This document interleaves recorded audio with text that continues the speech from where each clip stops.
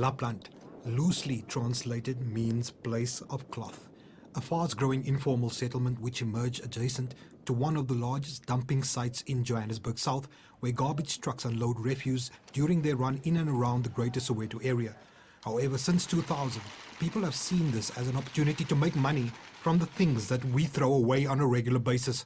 For almost 16 years, up to 10,000 people have been calling this dumping site their home.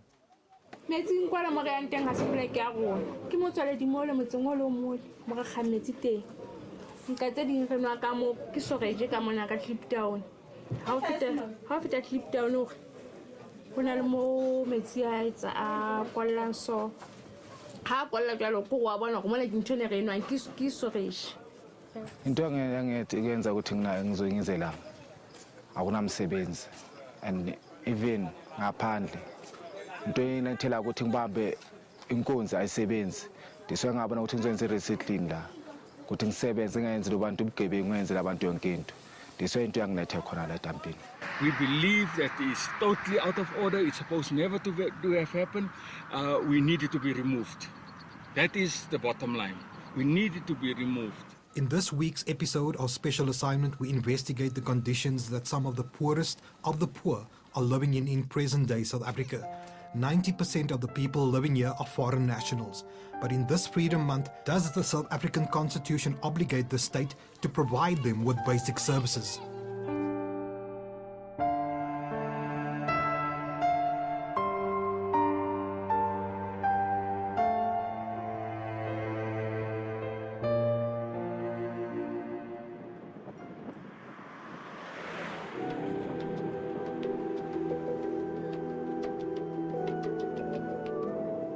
Lapland is sandwiched between the Klipspruit Valley Stream and Grootkoppies Sewage Dam, which sometimes floods, posing health and environmental risks to this community.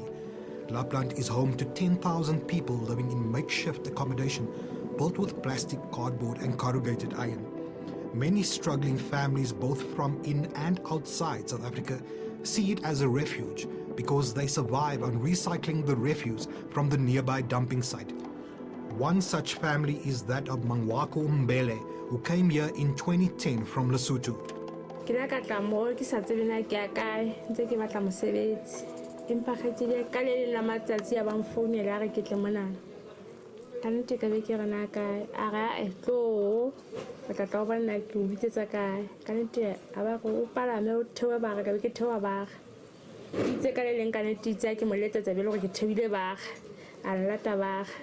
Itse ke fihla ka mona ka nete ka bona go seyetso batho ba teng ba di tshilanyana ke sa tsebe gona go phelo jwang a mpontsha gona go phelo jwang ka nna ka ya mo ka fosha ka mo le ka thabeng ka fosha ka nna ka etsa disentenyana tse ke di romella bananyana hae kwana ka bona bana ntse ba kgona go ja go fihleletsana tsena ka nete ntse ke dutse mona ke bona go bophelonyana bo teng bana ba kgona go ja papa. Bana Lesotho le ga sa bone mosebetsi ho sena bophelo gona re ka phela jwang le bana ba sa kgone go ja papa o tletse ke ba ke fihla mona Gauteng.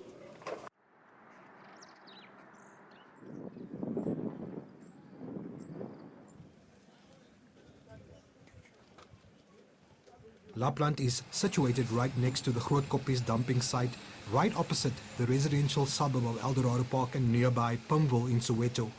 Mangwako and a family live in this house, which they built in the valley of the Grootkoppies site.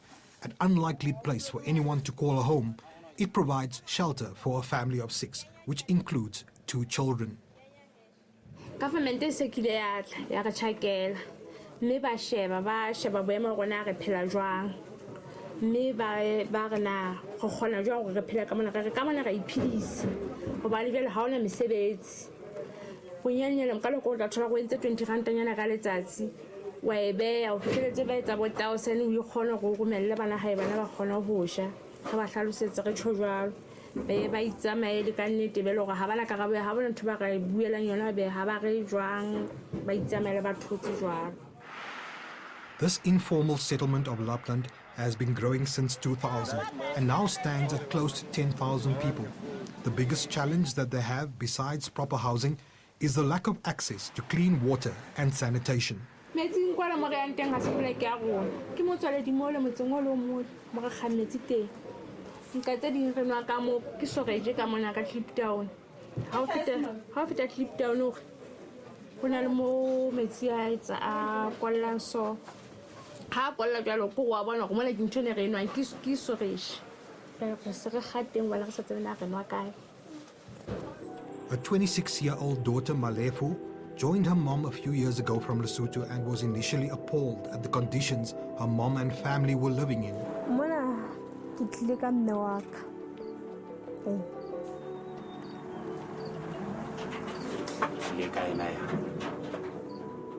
Ke tlile ka ena ka gore ne se ke sa kgone ho ya sekolong. Ke a re ke tla mona ho yena ke tlotla ke mo thusa wa sokola o mo ka 2010 ke le ka fihla mona ka thola ka ba na gore na o se a nruta mosebetsi wa teng na o se jetswa jwang ho fihlela hona tshi ntse ke le ke ile tsa ile na ho ruta tsona la nruta mosebetsi wa o kala lona o no topa dikupu.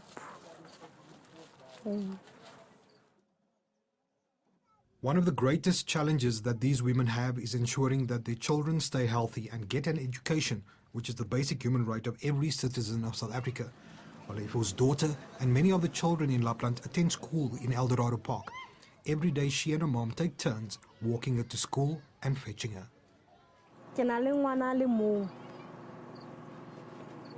ene ha ke na motho a nthusang ke wa ka ke tla nna ke mmona gore ha ana seta ha ana nhloko ya sekolong ke nna mme ke nna ntate ene go hodisa ngwana senang batswadi ka bobedi go bima ba kopana le bona gore ke tla nna ke mmona gore ha kula ke nna ke tla nna go matha ke ngakeng ke bona go ya sekolong ntho nngwe le nngwe e ngwana e hlokang go ba bima go mo khotsofatsa ka ha batswadi ba le babedi. The children in this environment are exposed to harsh living conditions as they innocently play in the midst of trash and recyclable products. Despite the fact that life for the people of Lapland is not easy, there have also been several unsuccessful attempts by the local municipality to evict them from their homes.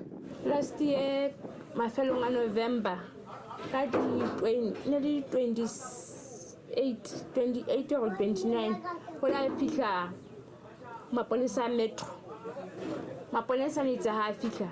I feel the fellow when I was at the Canito on a Wetzalang. I feel like I can't never get to school.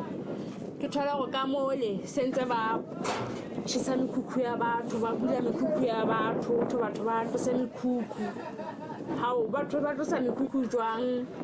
As I read at a meeting. For to send Kuku Monagats about Raban repay. Lona go fela ho ntse ba re metro wa tla ne re se shoko ha ka ba le notice re kenyetswang hore re tloe mona na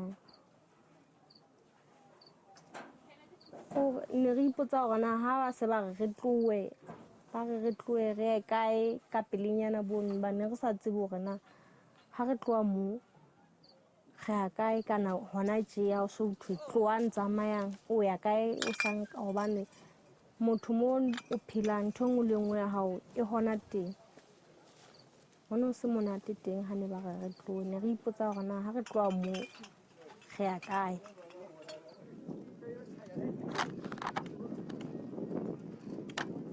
During the attempted eviction of more than 300 families, a fire erupted.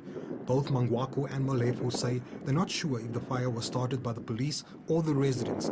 The city of Johannesburg says the biggest challenge regarding the eviction plans for this informal settlement is to find a suitable alternative land close to the dumping site because it is their only means of survival.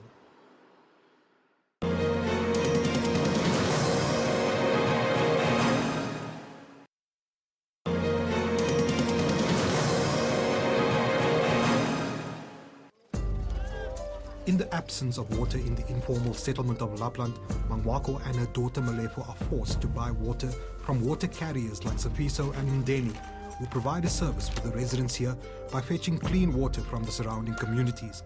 Every day, These men pull their water cart with containers and rely on the mercy of their neighbors to provide them with water. Umsebenzi wethu ukukhela abantu amanzi ngokuthi umuntu mangabe laba begrep mangabe wafuna ukulayishelwa amakhaya ukuthi balashiye umsebenzi wabo bayisa samoya siza ukuthi thina nje la sizenje ukuthi sizozama impilo ukuthi sithole medicine kwayendlela. Manje siyasambe nje siye ngapho kakhulukazi ezindawo zangapho edosi futhi sifike sicele epompini straight ngoba ngani abanye banokukhala ngabo ukuthi banokukhandela ama-solution. Ngapho thina siya le kude abona siyocela amanzi bebona nabo ukuthi hayi amanzi esizenawo akusikho solution. It is a daily chore that starts at 7:30 and sometimes finishes late at night. Safiso says he's originally from Swaziland and came to live in Lapland after a disagreement within his family. Mdeni, on the other hand, comes from KwaZulu-Natal. He left his home for similar reasons, and when he heard that there was a place where people recycled materials, he thought he would come see for himself, since he didn't have any other means of making a living. Ngiyambela sinokuhlangabezana nazo lezo inkinga ngoba omunye uyawuthola ukuthi ufuna imali, omunye asitshela ukuthi hey angifuni vele abantu la ngoba abantu abasathembakala, abanye banokugcekeza abo bagcekeza izinto zabantu kanje. Futhi nomuntu nomesho lokho hayi singaphisani-ke nazo vele sihambe sibheke kokunye siyazi vele umuntu ngeke ancishe amanzi abantu abafana. Impela ayisambe asithole kokunye ukuthi omunye uyazizwela sisahamba sibize ukuthi hey nahamba lenqola ngephupho engakanyama ngifuna namanzi sisho sithi yebo noma sifuna amanzi ngoba sebonile vele kukhona umuntu osemshila amanzi. Meanwhile, Eldorado Park residents like Errol Jacobs are livid that the dumping site is so close to his home and believes it has impacted negatively on his property value. We believe that it's totally out of order. It's supposed never to have happened. We need it to be removed. That is the bottom line. We need it to be removed. What you see here is it's a situation that's supposed not to be near our communities like this, and it gives a very, very strong stench of a smell. It becomes a health hazard. People, youngsters, their noses are bleeding. Our elderly people, they are falling ill because of this type of thing. Community journalist Maxine Beckett has been covering the Lapland issue for several years. She's convinced that although there have been tensions between the people of Lapland and the residents of Eldorado Park, the community is genuinely concerned about the health and the human rights aspect of Lapland. There has been some instances the community of Eldorado Park accused some of the residents of Lapland of coming into Eldorado Park and robbing people or terrorizing people. Now, I think there's more of a maybe Ubuntu spirit than tension, because like there are organizations who's trying to help the people from Lapland, and by trying to find better accommodation for them or get the City of Johannesburg or Human Rights Commission in. One such organization that has been lobbying government and the Human Rights Commission to address the problem is the Community Service Delivery Committee. Started in 2000, just a few shacks, used to be 5, 6 shacks to what it is today. Upon the action that was, or attempted action for that matter, that the city has imposed, approximately 40 to 50 young babies were actually taken out with the mothers out of this particular area. So that in itself also, like I said, the human rights issue also. We cannot allow, as a community of Eldorado Park, we cannot also just sit and watch this type of things happening. For the well-being, not only of the children, but of society in general. COSDAC has been at the forefront of lobbying for government to address the human rights concerns of both the community of Eldorado Park and the people living in Lapland. We initially started it out as a human rights aspect, as the health risk and the environmental risk, as indicated it is a place where there is no water and sanitation. There are a lot of women and a lot of babies and children that are staying in that place. There is about, from our experience from going into Lapland, there's about 1,000 shacks in Lapland, and on the shacks are written the amount of people that are staying in one shack. So it's about 5 to 8 people that are staying in one shack. So there's about 8,000 to 10,000 people living in the area. And so our concern was the human rights aspect. People cannot stay there. It's a landfill site, it's a dumping site, and next to it is the sewage dam. We're still waiting for a report that's also long overdue in terms of the community that raised the issue in the beginning. And I think it's not fair for the city not to respond, because I think when we sign our code of conduct as councillors, this is one of the first things that we need to do, is that if you are communicated to, you need to communicate back.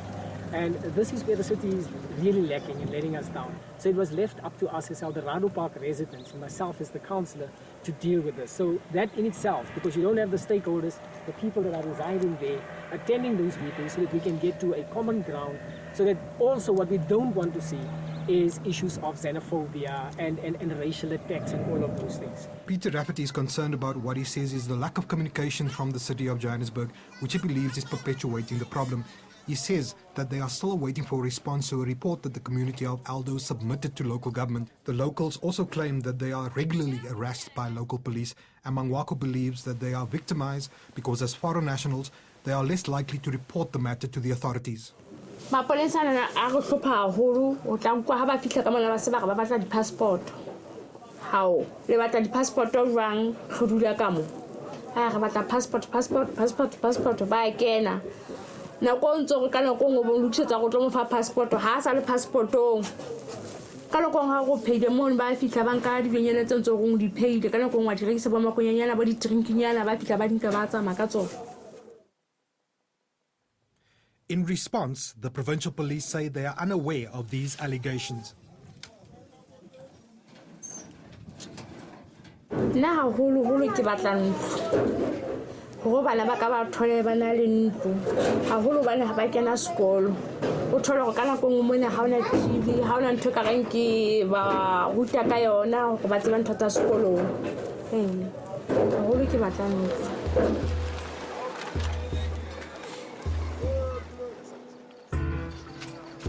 As night falls, Lapland is under the cover of darkness. With no electricity in the area, criminals and potential rapists roam the streets.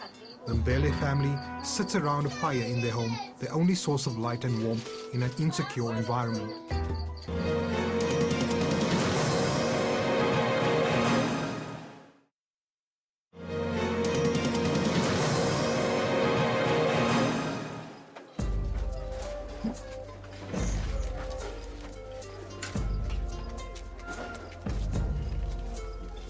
Tsepo Mfolo is one of the few South Africans living in Lapland.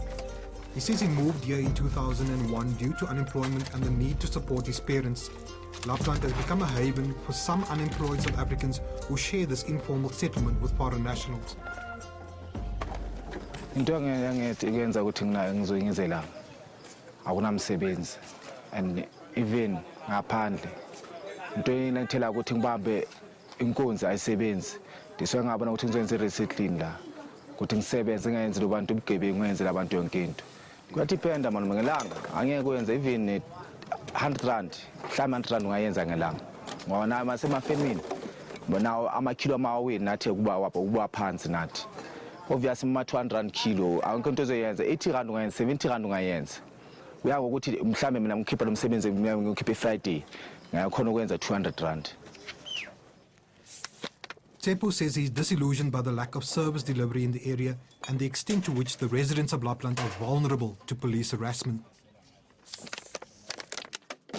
Government inini nathi nasithembisa ukuthi uzosifakela ini kunini nathi azosifakela amanzi ayikho lento esiyibona siyenzayo thina obviously usibhalisa amagama senza siyathathwa la sabo even namaphoyisa athatha imali zethu la hayi ukuthi mina ngizothatha imali yami ma rephoyisa ngazi ukuthi ngine shop mhlawumbe ngine shop thatha imali yami imali ceda lapho uzothi mina uma first khathi usuyanyekela mara abantu babulalana icethe uyamyeka umuntu kanjani yenziwa kanjani lento leyo lento ayikho right sinamashop onke sazi la sonke asibuyi la sinalapho sibuya khona la size nje ngokusebenza nasizoncenga ukuthi sincenga ngakhona obvious hayi ukuthi ukuze abantu bazosithathele imali zethu mangihamba ngekhaya ngizoya ngane ekhaya. But is the state obliged to provide them with services? We spoke to the city of Johannesburg about the current state of Lapland and their plans for the area. More than 90% of the people staying there being illegal immigrants, predominantly coming from Lesotho. And what would happen is that the Department of Home Affairs would come and help us to try and alleviate the problem and deal with the illegal immigrants, and also be able to look at interventions that can be put in place for others. But the challenge was, as we were dealing with these interventions, the area was starting to grow in terms of invasions. And once the invasions are growing, what it does, it says you need more resources to be able to come up with a program that will be able to cater for these people. He says that the problem is compounded by the fact that 10,000 people move into Johannesburg City every month, which means their budget allocation has to cater for 120,000 people per year. According to the city of Johannesburg, there are currently 500 families living in Lapland, of which 90% are from neighboring SADC countries and are undocumented. There's now the dispensation on immigrants that are coming from that part of the Southern Africa, and with that, it comes with added challenges.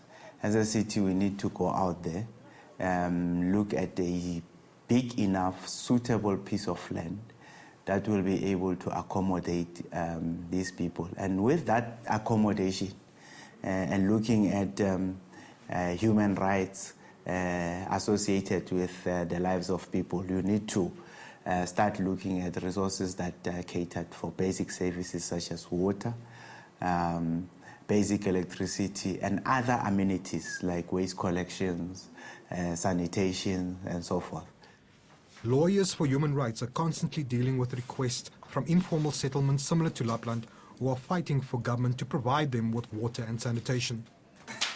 We can start with the broader rights with regards to what provisions the Constitution of South Africa make, which is the right to housing, to secure housing, and to be protected from losing that right to housing, access to water, sanitation, and education. And if you narrow it down, we have legislation that has been enacted post-1994 to ensure that people's rights to housing are protected. You have PI, you have ESTA, you have the Restitution of Land Rights Act. All those legislations have been enacted to ensure that people secure the right to housing or to secure tenure of land. In a broader perspective, the Constitution protects every individual that is in the country. So as an immigrant, as a refugee, or as a person seeking asylum, you are accorded the same protection as a normal resident South African in the country.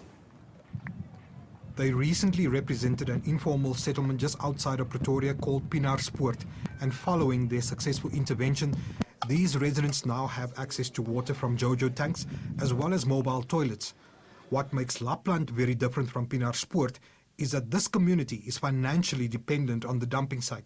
We have to consider that in as much as they have to be moved to somewhere where it is safe, it is habitable, and they have proper sanitation and access to water as any general citizen of this country, but we also have to consider that they need to make some sort of living, and taking away that living from them is a challenge.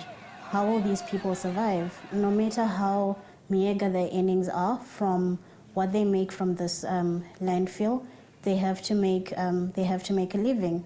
And I would say we have to consider managed poverty. You know, if we are to move these people, the municipality has to consider where are they moving them.